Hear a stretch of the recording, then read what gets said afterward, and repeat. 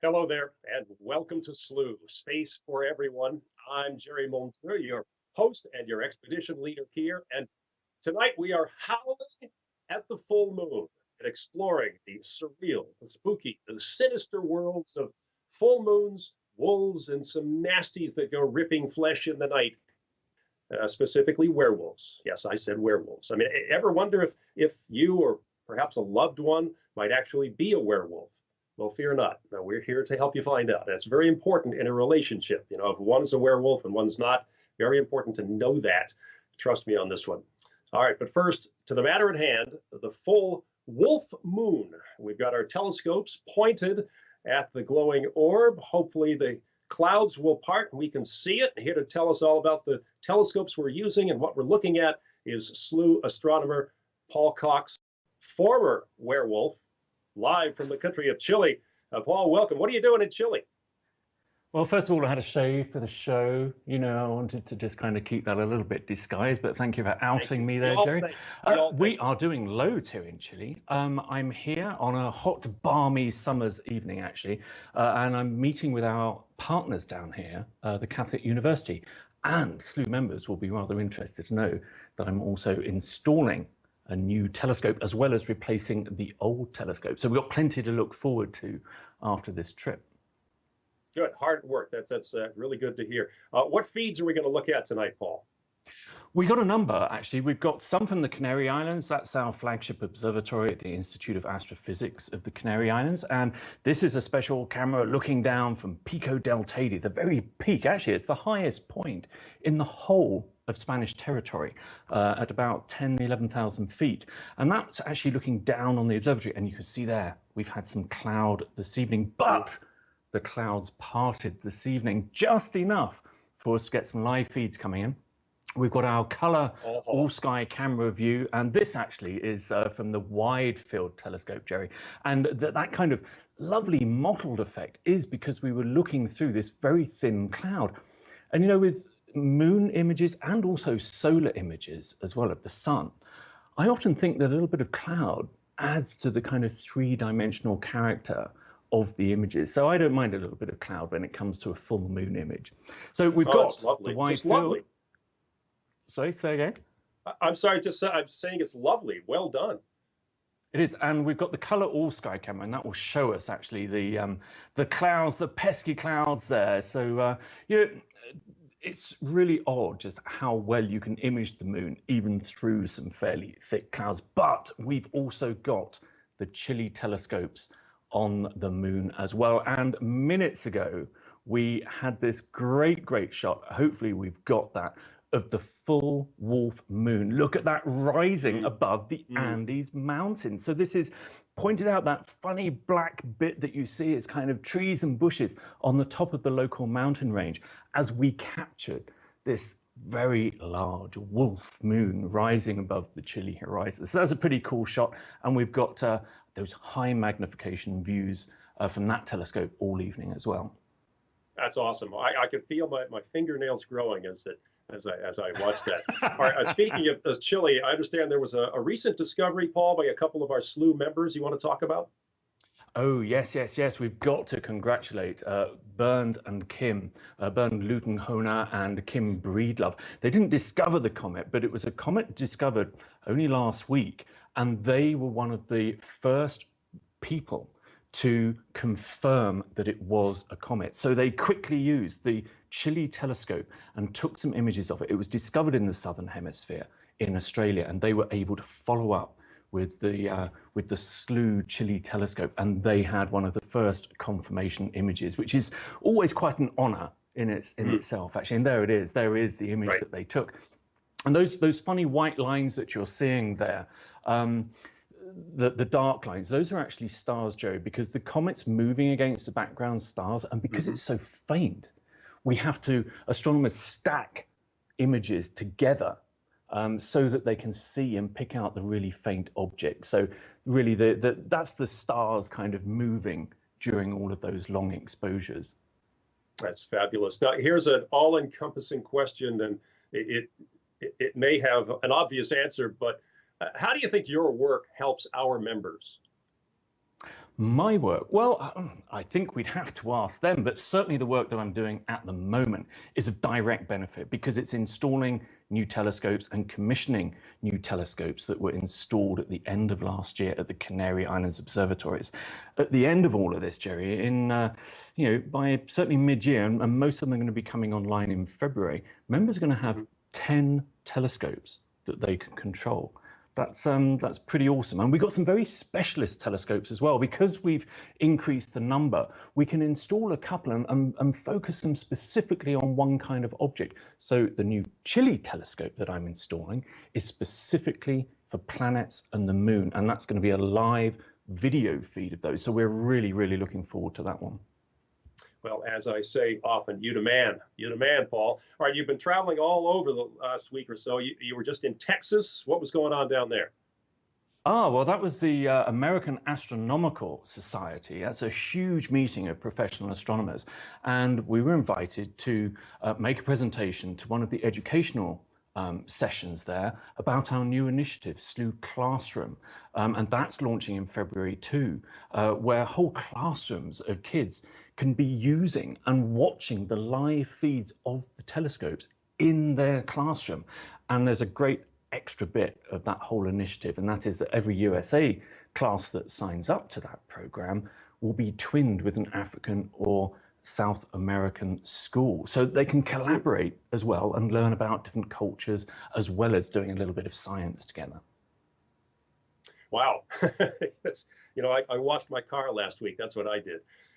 And you're doing this. Well, listen, we got to run, Paul. Thanks so much. I understand they have good red wine in Chile, so I don't have to tell you to enjoy yourself.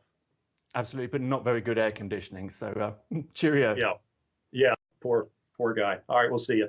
Coming up on the show, we're going to continue to look at these great feeds from our observatories in Chile and the Canary Islands, and I'll be talking with a host of amazing guests to get a really global view of this full wolf moon. Astronomy journalist and author Bob Berman will be here to talk about the full moon and what makes this particular one interesting to astronomers. He'll also tell us whether the moon affects human behavior. I have a sneaky feeling I know what the answer is to that one. Later, the name Wolf Moon, where does it come from? Our human spirit correspondent, Helen Avery, has been speaking with a member of the Ojibwe tribe and will be here to fill us in. We'll also meet a few of these creatures as we look at some live wolf cams. That's right, we'll chat with a wolf expert to see if they really do howl at the moon. At the moment, they are not. They are taking a well-deserved rest, I believe. And finally, we'll find out all about the myth of the werewolf, one of the world's most enduring and, in my opinion, endearing monsters. But the one and only Bob Berman is coming up next, so don't go slinking off anywhere. Hear me? This February, a ring of fire will rise over planet Earth. Millions will be plunged into the moon's shadow as a solar eclipse will make its way across South America, through Chile and Argentina, before crossing the Atlantic Ocean, making landfall in Africa, casting Angola, the Democratic Republic of the Congo, and Zambia into shadow. On February 26th, explore an eclipse like you never have before. Be a part of this worldwide right SLU. Space for everyone.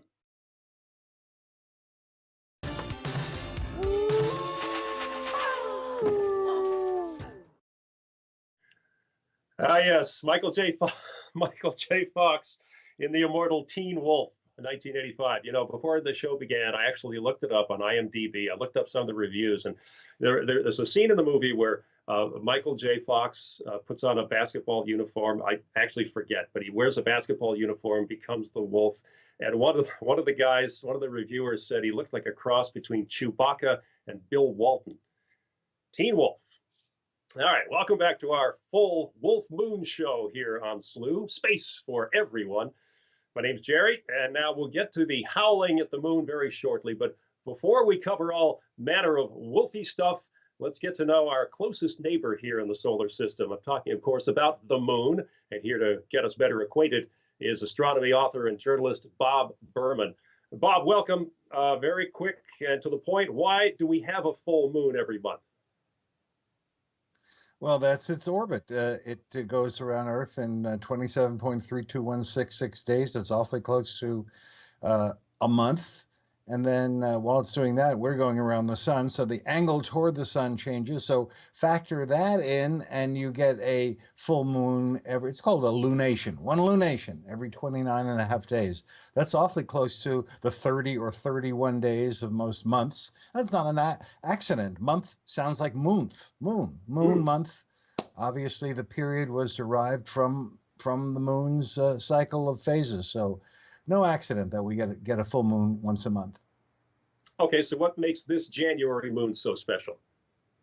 Well, it's special for a number of reasons. It's the full moon that's either the highest of the year or the second highest. Depends on the year. It depends on really how December's full moon lands. If the December full moon lands within 10 days or so of the solstice, which it will this December, then this moon now, tonight, is the second highest. And not just highest, but brightest, because it's shining through less air, and whitest, because what makes the moon look yellow or amber or honey-colored is stuff in the atmosphere, mostly dust and moisture, and winter air tends to be very dry. So for all these reasons, less air, higher altitude, it's the whitest, brightest, highest moon of the year, or the second most. So it's special. It's overhead.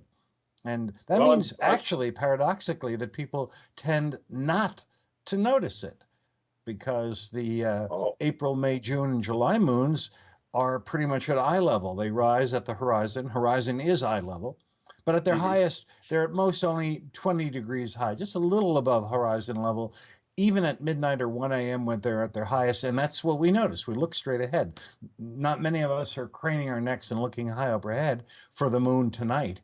So this doesn't get, it's like in those movies where Jason Bourne or James Bond, our hero, you know, when the bad guy's coming into his prison cell or into his room, sometimes they hide on the ceiling using their hand. I don't even know how they do it, with their handholds and their footholds, and they're up above on the ceiling, and the bad guy comes in and he looks around the room. He doesn't see the hero, because people look straight ahead. They don't look overhead. So this moon, because it's not straight ahead, actually does not get noticed. So, but that does make it special. Another reason why it's unique. Yeah, it's, you know, guards are obviously morons in movies. Don't they watch other movies? You know, they never look up. I'm screaming at the guard, look up, idiot. Okay, a bit later on in the show, we'll be talking about werewolves, as you already know. But the moon has been said to affect men and women in many different ways. Do you think the full moon actually has an effect on people? Does it cause people to act strangely?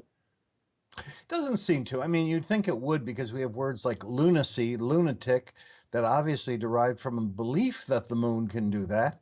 And if people believe something, there's a psychogenic effect that would make it so in susceptible people. So you'd think that susceptible people would start acting a little twitchy and strange at the night of the full moon. However, a number of studies to admissions to mental hospitals and calls to crisis centers, and by all parameters, measuring mental illness episodes, suicides, all sorts of things like that.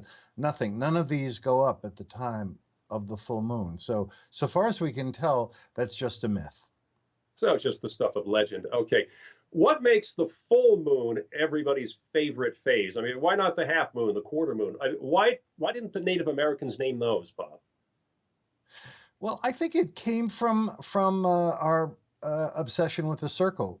The sun is round. The ancient Greeks certainly, and many others, regarded the circle as nature's perfect shape, because there's no sharp edges, there's no beginning, there's no end. Every part of the circle is equidistant from the center. So it's considered a divine shape. And the full moon is pretty darn round. There's almost nothing on Earth that's as round as the full moon. The moon is only out of round by 1 part in 500, meaning its diameter is 2,160 miles. That's 4 miles out of round from that 2,160. So it's awfully special to see such a perfectly round object. Now, why the football-shaped gibbous moon or the half moon or the crescent shape, why don't the Native American tribes name that? Name each half moon of the year? They don't. So, Plus, the full moon is the only moon that's out all night long. The half moon is only out for half the night, oddly enough. The crescent moon is only out for a couple of hours on the nights when there's a crescent moon out. But the full moon is out all night, and it's never seen in the daytime. Another extra little goodie that makes it special. I'm going to call change.org because I want crescent moons to be named. All right, that's just me. Bob, thank you so much. Really appreciate it. As always, Pleasure. astronomy author and journalist Bob Berman. All right, coming up later on in the show, I'll be joined by Sleu's human spirit correspondent Helen Avery, who will tell us all about the myth of the werewolf. And we'll get to know the wolves themselves with Cameron Feaster of the International Wolf Center. But up next, Helen is here to chat about the origin of the name Full Wolf Moon. So don't go away.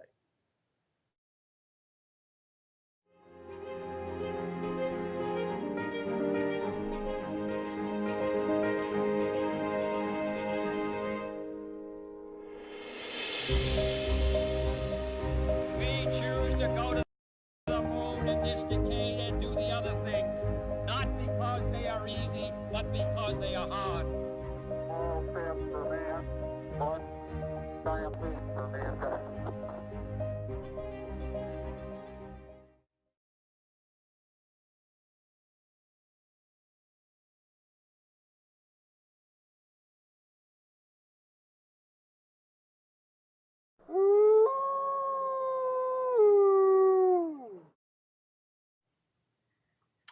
There you go, Wolfman 2010, Benicio del Toro and Anthony Hopkins. You know what I call that?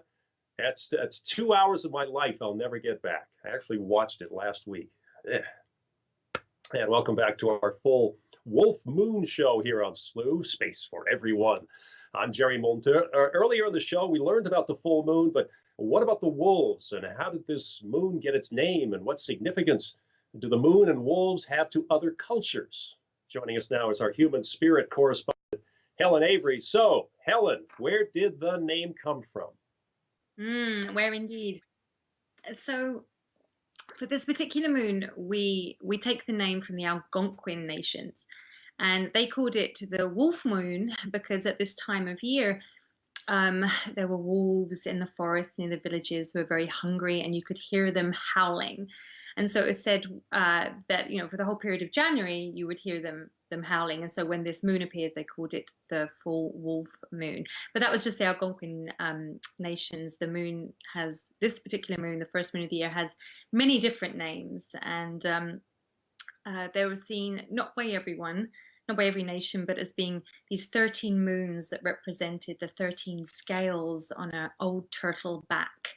And so for some, this was called the moon of the popping trees, and others called it the hunger moon, but there are many different names. But this is the one we sort of refer to with the Farmer's Almanac, the Algonquin in the Northeast, those peoples.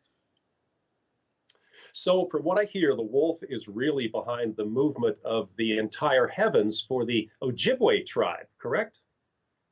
Yeah, so it's really interesting because the Ojibwe people, so they're from, they live in Minnesota, where our wolf cams are tonight, and Michigan, North Dakota, and Wisconsin. This is actually the moon of the big spirit for them. However, of all the nations, they have like the biggest connection to the wolves. So what we're looking at right now is the ecliptic, or the constellations as seen by the Ojibwe, and that they refer to the ecliptic as the wolf trail. They sort of considered that movement of the planets and the moon and the sun in the sky to be the footprint of a lone wolf that was looking for its mate. So it's like right up there in the sky, embedded in their own astronomy, the wolf itself. Now, beyond the wolf trail, the wolf is also part of the very creation story for the Ojibwe, isn't that right?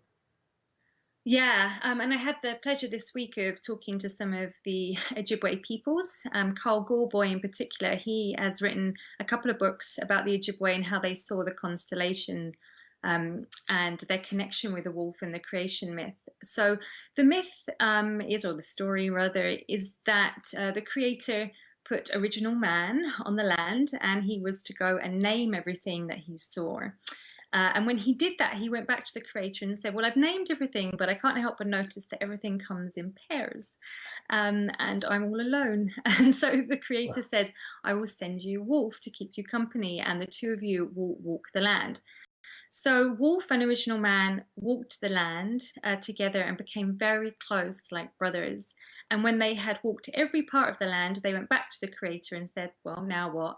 And the creator said to them, now it's time for your paths to separate, but your lives will reflect each other. Oh, look, there's a wolf. Oh, this is awesome. So, That's just awesome. I'm sorry, Helen. so your lives will reflect each other, and you will always be brothers, and whatever happens to a wolf will happen to the Ojibwe, and whatever happens to the Ojibwe will happen to the wolf. So it's very intertwined. Well, this belief about the way man and wolf are linked, it still is a very strong belief today, right? Yeah, absolutely. I mean, it's part of the myth, but it's also part of the history. So another part of this creation story has it that the creator says to the Ojibwe and to the wolf that both will be feared by another race, both will lose their land to another race, but eventually both will get their land back.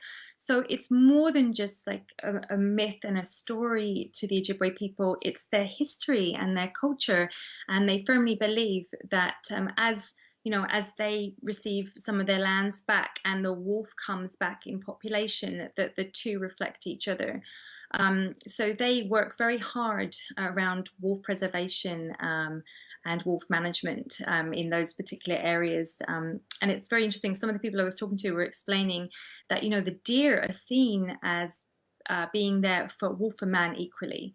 And so when huntsmen come along and say, you know, wolf free to all the deer, we need to cull the wolves, to the Ojibwe, that's the wrong way of looking at it, because wolf and man are brothers and they share the deer, they share the hunting rights. So it's, you know, it's part of how they live now, and it's going to be part of their future too. As well it should be, in my humble opinion. So if it's not the full wolf moon that the Ojibwe were looking at, can you tell us a little bit about the big spirit moon and why some think that winter is a very, very good thing? Yeah, I know.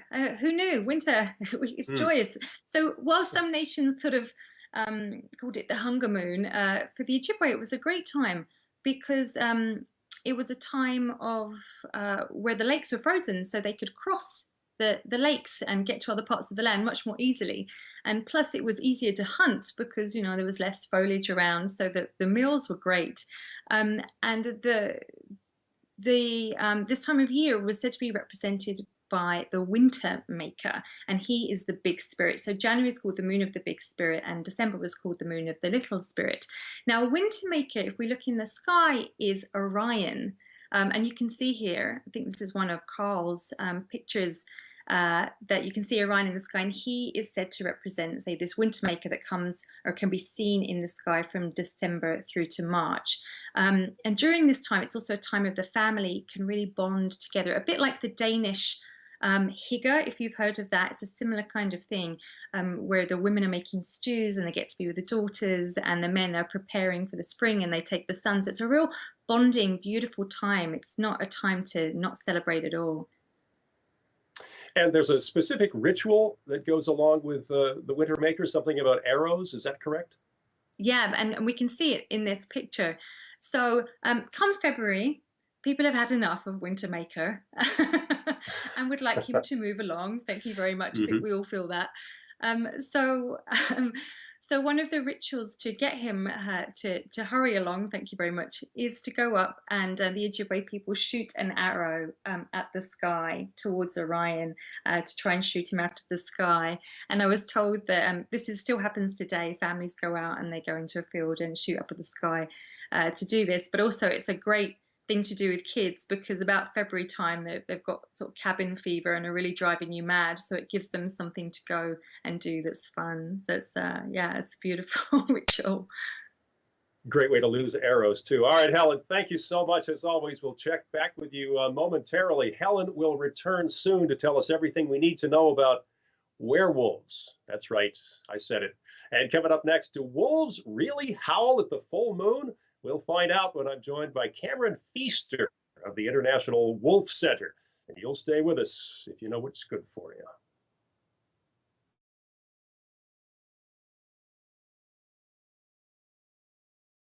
As we celebrate our 13th anniversary, we're excited to bring you the all-new Slew.com with an all-new reservation system, brand new telescopes, and introducing Slew Recommends.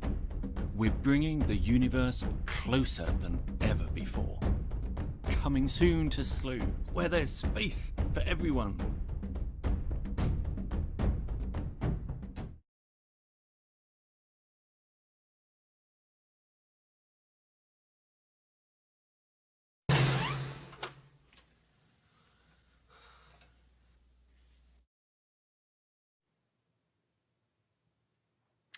Yes, the classic, the immortal Teen Wolf, 1985.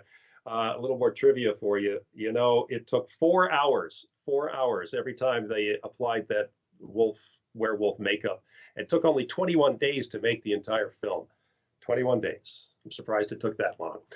Welcome back to our full Wolf Moon show here at Slew, Space for Everyone. I'm Jerry Monteur. Now, we've talked about the full wolf moon and how it got its name, but now we want to get to know those wolves a little better. We've got our live feeds from the International Wolf Center in Minnesota, and now I'm also joined by one of their educators, and we welcome to the program Cameron Feaster. Our big question tonight, Cameron, we're going to get it out of the way right off the top. Do wolves actually howl at the moon or not?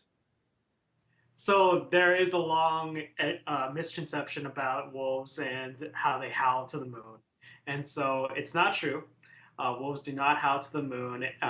The connection with it might be that there tends to be a little bit more light during the full moon. Obviously, when we have a little bit of extra more light out there, wolves might be more prone to hunting. And so the idea is that wolves tend to howl to one another, to rally together, sometimes before a hunt. And so there's a theory going out there that maybe there's a little bit more howling when the moon is full, meaning that there's more light. There might be more better opportunity to hunt at night. But as far as science has been able to tell, there is no actual connection to the wolf and the moon itself when it comes to actually howling at the moon. Okay, do you find that wolves might act differently depending on the phase of the moon? Not that I've been able to see in any research out there. There's a lot of activity at night with wolves, and we see that quite a bit with captive animals here, like we have at the International Wolf Center. And so there might be more opportunities for us to view the animals when there's more light out there, but there doesn't seem to be any correlation with the cycle of the moon and wolf activity. So I'm getting the feeling that people howl at the moon more often than wolves do. So, yeah, we get a little bit of the breezes out there. I'm sorry. So listen, we know that wolves appear often in mythology. Is that one of the reasons that people fear them? You know, it might be. So there's a lot of fear and a lot of negativity that surrounded the wolf, especially earlier in our history. And a lot of that can go back to perhaps being that there was more conflict with people and wolves out there, being they were more widespread and people didn't have a good scientific understanding of this animal earlier in our history. And so that probably added into a lot of the fear factor with the wolf and also some of the mystery behind this animal. A lot of times we fear what we don't quite understand. And being that there's large predators out on this landscape in North America, that can be very intimidating. And so that can easily go into children's stories, as you may know, and our beliefs about this animal that we really didn't quite understand at the time. It's become a real political football too, hasn't it? I mean, there are many people out there who just want to eradicate wolves. Right, absolutely. And so there is a big polarization when it comes to this animal. There are a lot of people who are very gung-ho for having wolves in every place that they can possibly be, and there's many others who would prefer that the wolf simply didn't exist anymore. And so this is a very polarized topic. There's a lot of people on very different sides about this matter, and that's why we're here. We're here to educate about wolves and about the scientific information about them. We try to stay away from any bias. We don't want to talk about we don't want to educate from one side or the other. We want to be in the middle talking about the actual science about this animal. Now we've got a live shot of the wolves. How many wolves do you have at the center? And I can see they're not very active, at least in this shot. Normally, would they be? Yeah, so we have 7 wolves on site. We have Aiden, Denali, Bolts, Luna, Axel, Grayson, and Brizzer. So in this shot here, we have Aiden and Denali, Axel, Grayson, and Bolts. It's kind of hard to tell which one's which at the time at this point, but I can see that Aiden and one of the pups, which is Axel and Grayson, are sitting on the right there, and then Bolts is sitting in the foreground. He's kind of hard to see there, but they're all in there. And we have a separate enclosure that you saw earlier with Luna and Drizzer. Luna was the wolf that was walking around. There she is. She's laying down in the background there. And so she's got attached there. She's probably protecting that quite a bit. And so right now, there's not a lot of activity. It varies throughout the night. They are quite active during the nighttime.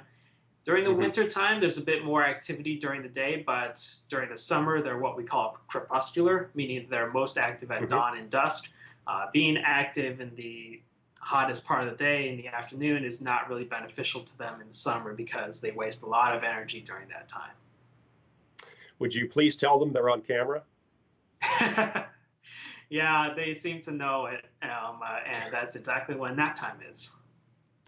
Okay, we'll talk to their agents and get back to you. All right, one final thing. This is a personal plea, Cameron. I live in the state of Maine, and people claim that they see wolves occasionally, especially in northern Maine, but they really haven't been verified. What do you think they're seeing? Could it be a coyote hybrid? And do you think wolves will ever make a comeback here in the state of Maine? Because I want it.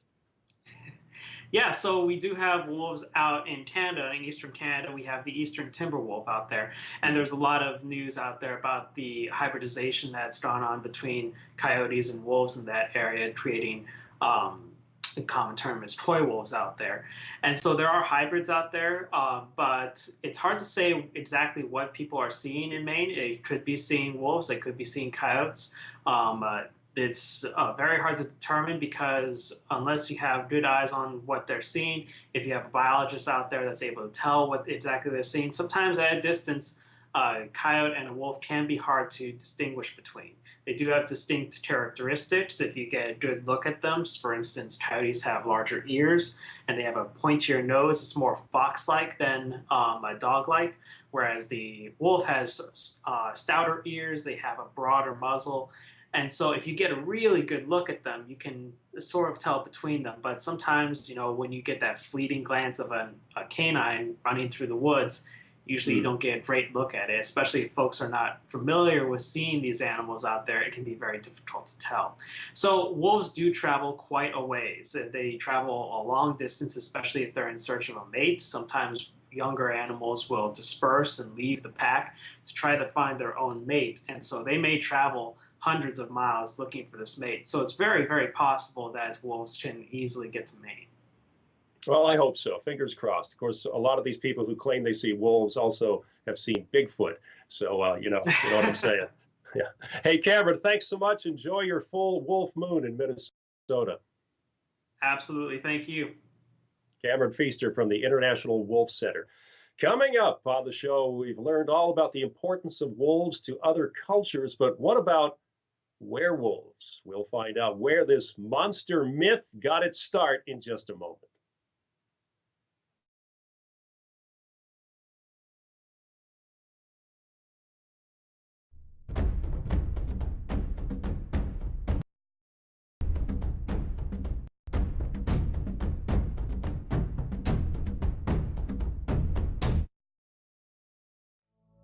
We're excited to announce the release of our first book, The Saturn Above It, an anthology of short fiction about space. Available now at slew.com.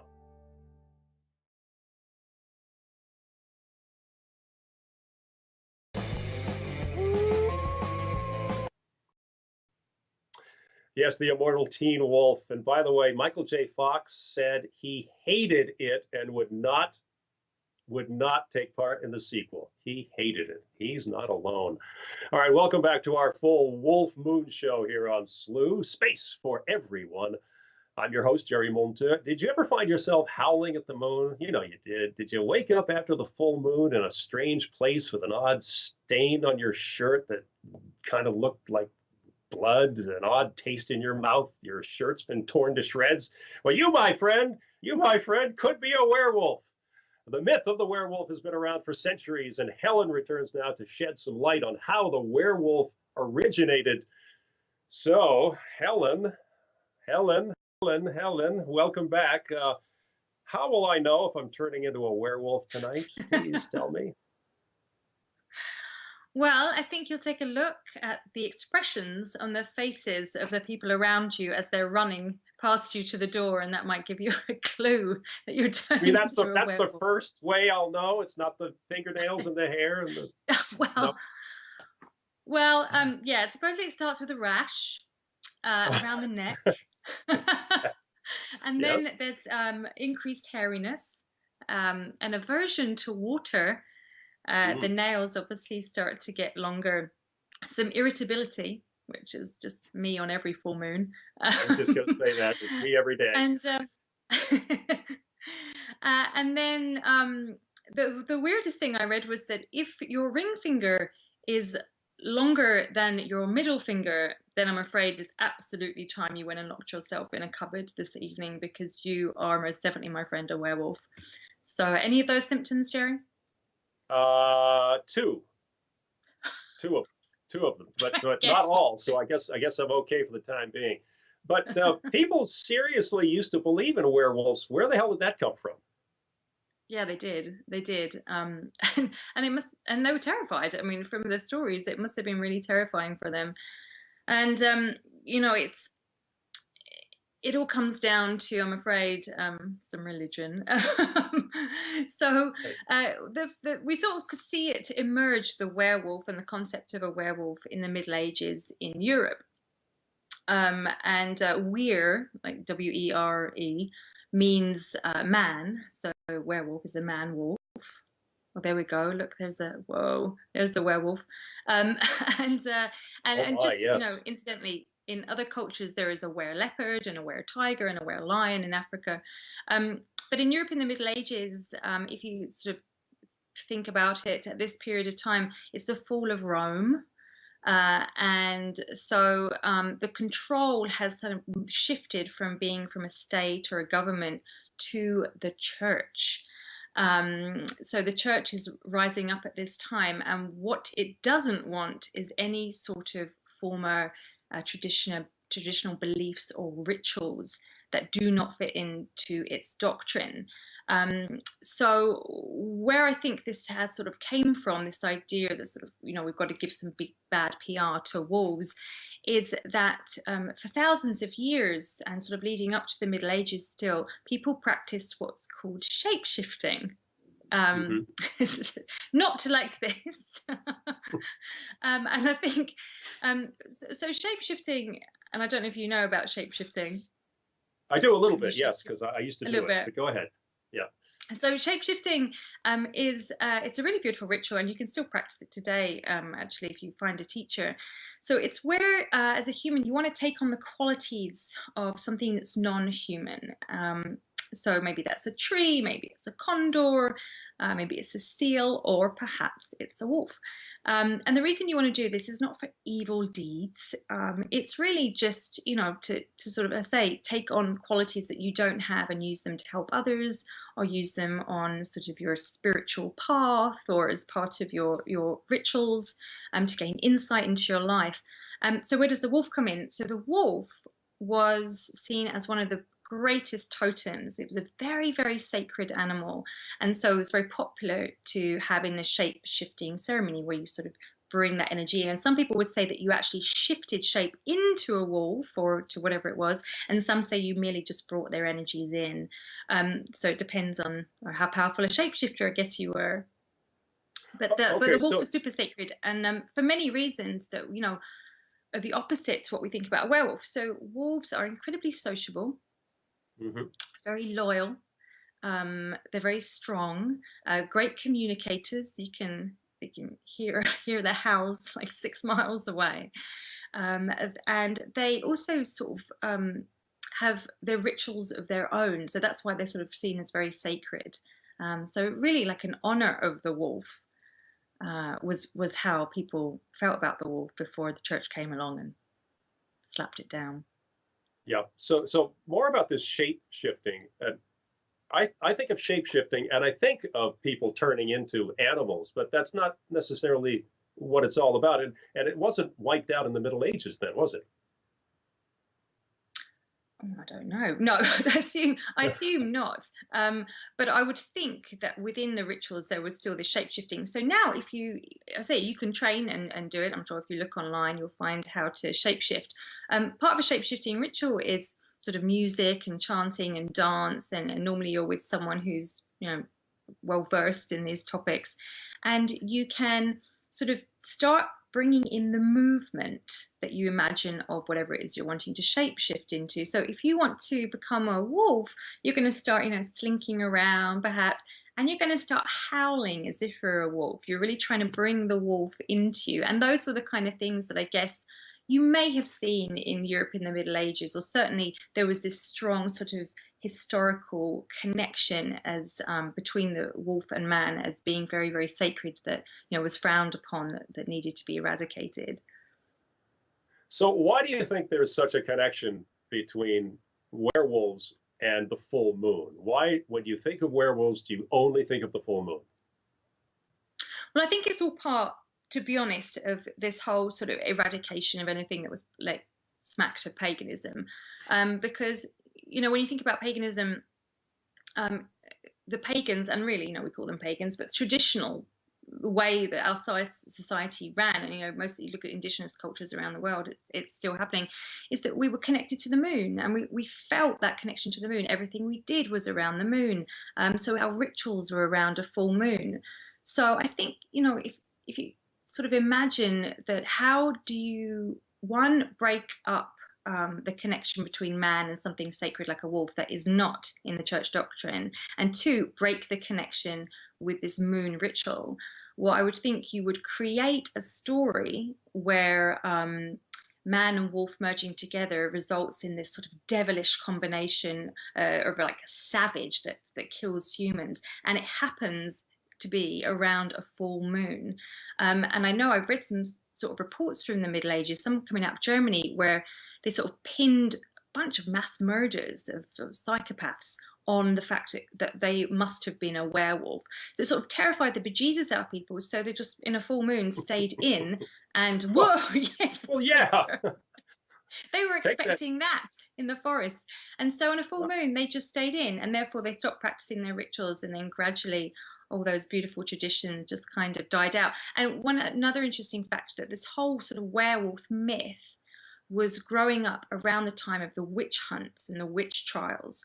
So you could be accused of being a werewolf, and like a witch, you were then brought in and you went through a series of tests, and then you may be drowned or hung or burned, whatever you were. So it was a terrifying time, and I actually think more terrifying to be accused of being a werewolf than to actually meet a werewolf. Yeah, because much like today's in politics, you don't have to prove anything. All right, it's kind of interesting. Werewolves have real staying power, don't they?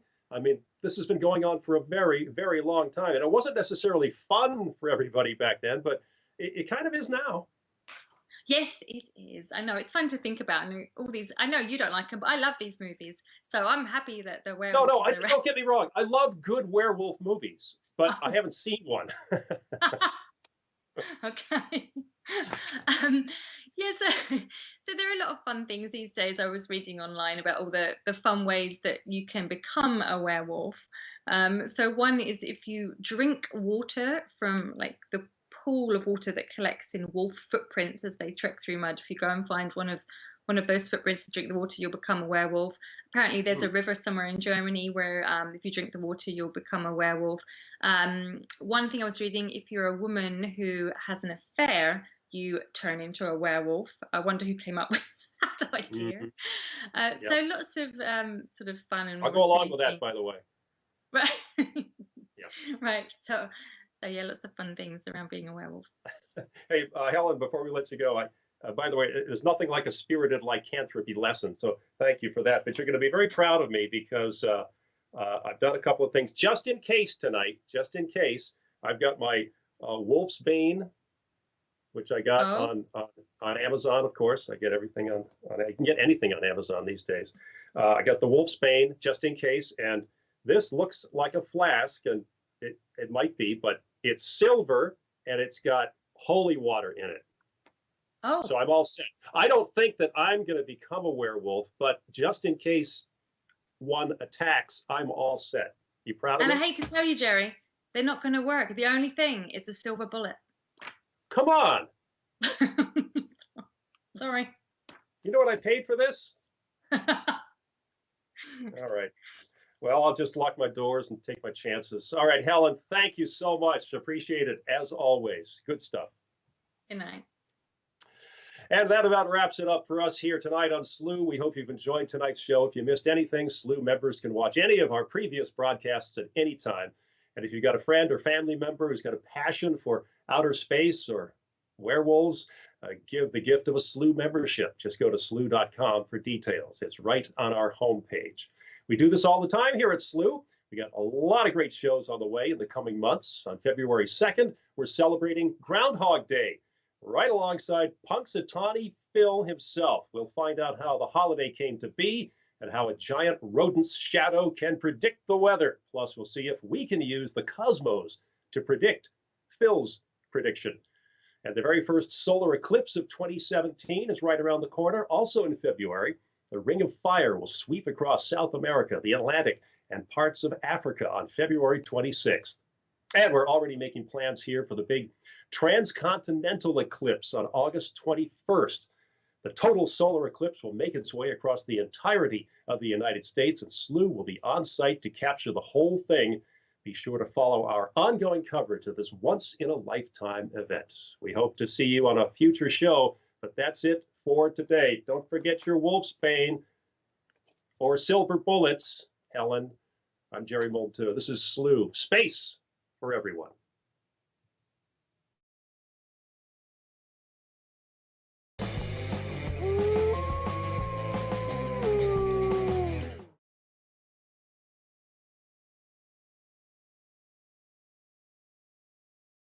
That funny black bit that you see is kind of trees and bushes on the top of the local mountain range as we captured this very large wolf moon rising above the Chile horizon. So that's a pretty cool shot. And we've got those high magnification views from that telescope all evening as well. That's awesome. I can feel my fingernails growing as I watch that. All right, speaking of Chile, I understand there was a recent discovery, Paul, by a couple of our SLU members you want to talk about? Oh, yes.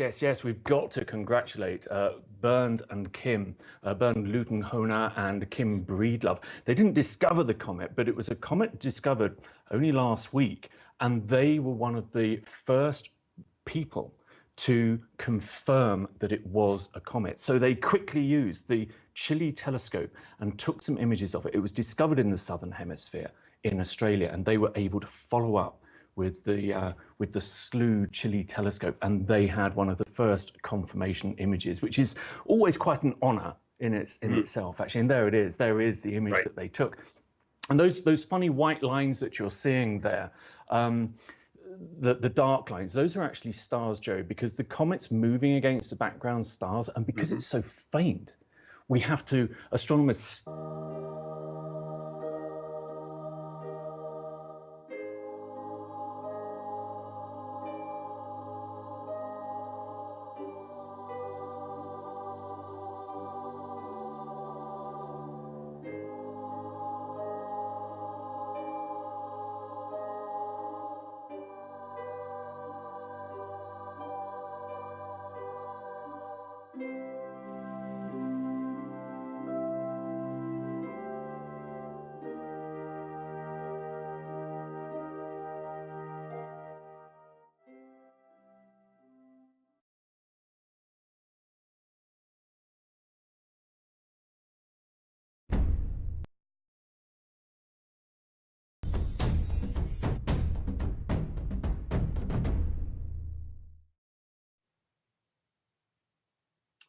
Hello there, and welcome to SLU, Space for Everyone. I'm Jerry Moulton, your host and your expedition leader here. And tonight we are howling at the full moon and exploring the surreal, the spooky, the sinister worlds of full moons, wolves, and some nasties that go ripping flesh in the night.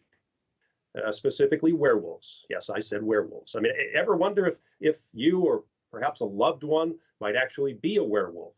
Well, fear not. No, we're here to help you find out. That's very important in a relationship. You know, if one's a werewolf and one's not, very important to know that. Trust me on this one. All right, but first, to the matter at hand, the full wolf moon. We've got our telescopes pointed at the glowing orb. Hopefully the clouds will part and we can see it. Here to tell us all about the telescopes we're using and what we're looking at is SLU astronomer Paul Cox, former werewolf, live from the country of Chile. Paul, welcome. What are you doing in Chile? Well, first of all, I had a shave for the show. You know, I wanted to just kind of keep that a little bit disguised, but thank you for outing me there, Jerry. We are doing loads here in Chile. I'm here on a hot, balmy summer's evening, actually, and I'm meeting with our partners down here, the Catholic University. And SLU members will be rather interested to know that I'm also installing a new telescope as well as replacing the old telescope. So we've got plenty to look forward to after this trip. Good, hard work. That's really good to hear. What feeds are we going to look at tonight, Paul? We got a number, actually. We've got some from the Canary Islands. That's our flagship observatory at the Institute of Astrophysics of the Canary Islands. And this is a special camera looking down from Pico del Teide, the very peak. Actually, it's the highest point in the whole of Spanish territory at about 10, 11,000 feet. And that's actually looking down on the observatory. And you can see there, we've had some cloud this evening, but the clouds parted this evening just enough for us to get some live feeds coming in. We've got our color all-sky camera view, and this actually is from the wide field telescope, Jerry. And that kind of lovely mottled effect is because we were looking through this very thin cloud.